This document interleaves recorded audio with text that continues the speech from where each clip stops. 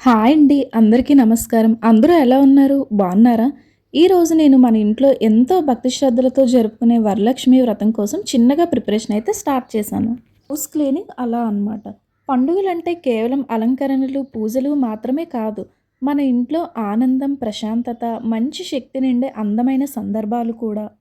నేనైతే మా పూజ రూమ్‌ని ఫస్ట్ ఇలా మొత్తం అంతా క్లీన్ చేసేసుకున్నా. దేవుడి ఫోటోలన్నీ తీసేసి వాటన్నిటిని ఒక సైడ్‌కి పెట్టుకున్నా. తర్వాత మన దగ్గర ఇలా చిన్న విగ్రహాలు ఉంటాయి కదా! వాటన్నిటిని ఒక వాటర్‌లో వేసుకొని మనం కాశీ నుండి తెచ్చిన గంగాజలం ఉంటే అందులో కొద్దిగా వేసుకొని ఇలా పసుపు బొట్లు, మనం గంధం బొట్లు పెట్టుకుంటాం కదా!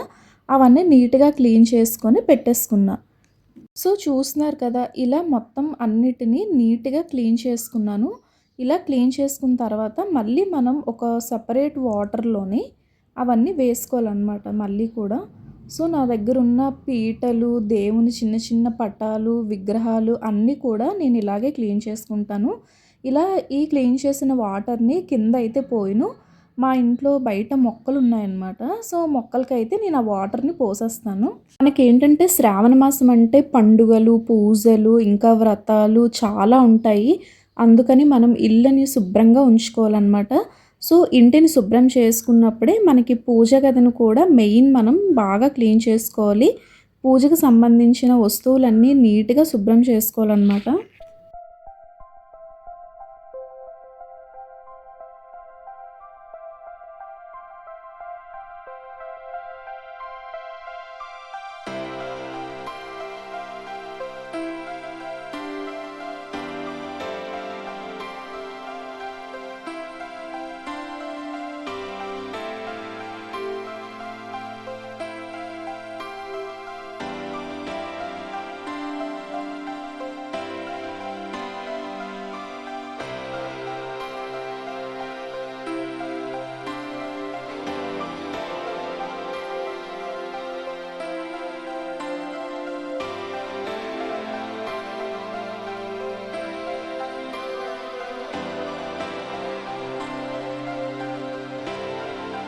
ఈ సంవత్సరం అయితే నేను వరలక్ష్మి వ్రతం ముందు వారమే చేసుకుందామని నిర్ణయించుకున్నాను కొన్ని కారణాల వలన. ముందుగా పూజ గదిలో ఉన్న దేవుళ్ళ ఫోటోలన్నీ ఒక్కొక్కటిగా తీసుకొని చాలా జాగ్రత్తగా అయితే క్లీన్ చేశాను.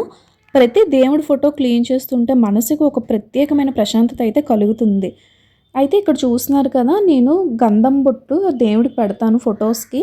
గంధంలో కొంచెం జవ్వాది ఉంటుంది కదా! మనకి అది వేసుకొని కొంచెం మనకి కాశీగం కూడా వేసుకొని నేను ఇలా గంధం బొట్లు ఫస్ట్ పెట్టుకుంటాను.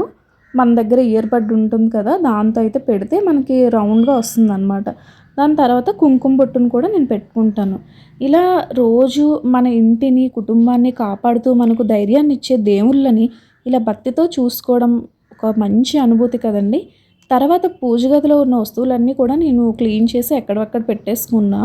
అక్కడ మొత్తం పూజ గదిని శుభ్రంగా మనకి ఏం ఉన్నా లేకపోయినా పూజ గది మాత్రం క్లీన్‌గా ఉంటే మనసైతే హాయిగా ప్రశాంతంగా అనిపిస్తుంది నాకైతే. ఇలా అన్ని ఫొటోస్‌ని, అన్ని దేవుడి పటాలని క్లీన్ చేసి అన్నీ చక్కగా పెట్టేసుకున్నా.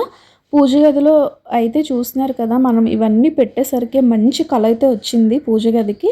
చిన్న చిన్న పనులైనా వాటితో మనం చాలా భక్తితో చేసిన మనస్సుకైతే చాలా సంతృప్తి కలుగుతుంది. వరలక్ష్మి వ్రతం అనగానే మన ఇంట్లో ఒక ప్రత్యేకమైన పండుగ వాతావరణం అయితే వస్తుంది.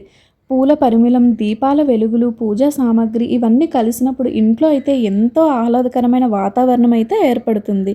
ఈ పండుగ కోసం ముందుగానే పూజ గదిని సిద్ధం చేసుకోవడం నాకు చాలా ఇష్టం. ఈసారి కూడా అమ్మవారి ఆశీస్సులతో మా ఇంట్లో అందరూ సంతోషంగా, ఆరోగ్యంగా ఉండాలని మనస్ఫూర్తిగా కోరుకుంటున్నాను. మా కుటుంబంలో ప్రేమ, ఐక్యత, ఆనందం ఎప్పటికీ ఉండాలని అయితే ప్రార్థిస్తున్నాను. అమ్మవారి కృప మా ఇంటిపైనే కాకుండా ఈ వీడియో చూస్తున్న ప్రతి ఒక్కరి కుటుంబం పైన ఉండాలని కోరుకుంటున్నాను. ప్రతి ఇంట్లో సంతోషం, శాంతి, ఐశ్వర్యం నిండాలని, అందరూ ఆరోగ్యంగా, ఆనందంగా ఉండాలని మనసారా అమ్మవారిని అయితే ప్రార్థిస్తున్నాను. ఇలా ఈరోజైతే నేను వచ్చే పండుగల కోసం, పూజల కోసం అయితే మా పూజ గదిని చాలా బాగా క్లీన్ చేసి దేవుని ఫోటోలన్నీ మళ్ళీ అందంగా వాటి స్థానంలో పెట్టాను. ఇంకా పూజకు సంబంధించిన మిగతా ఏర్పాట్లన్నీ కూడా నెక్స్ట్ వీడియోస్‌లో మీతో అయితే షేర్ చేస్తాను. ఫస్ట్ టైం ఎవరైనా మన ఛానల్ చూస్తున్నట్టయితే ఈ వీడియోకి ఒక లైక్ చేయండి. మీ ఫ్రెండ్స్ అండ్ ఫ్యామిలీకి షేర్ చేయండి. ఇలాంటి మరిన్ని వీడియోస్ కోసం మన ఛానల్ అయితే సబ్స్క్రైబ్ చేసుకోండి. అందరికీ ముందుగానే వరలక్ష్మి వ్రత శుభాకాంక్షలు. అమ్మవారి ఆశీస్సులు మీ అందరికీ ఎల్లప్పుడూ ఉండాలని కోరుకుంటూ ఇంకో మంచి వీడియోతో అయితే మళ్ళీ కలుద్దాం. అందరికీ నమస్కారం.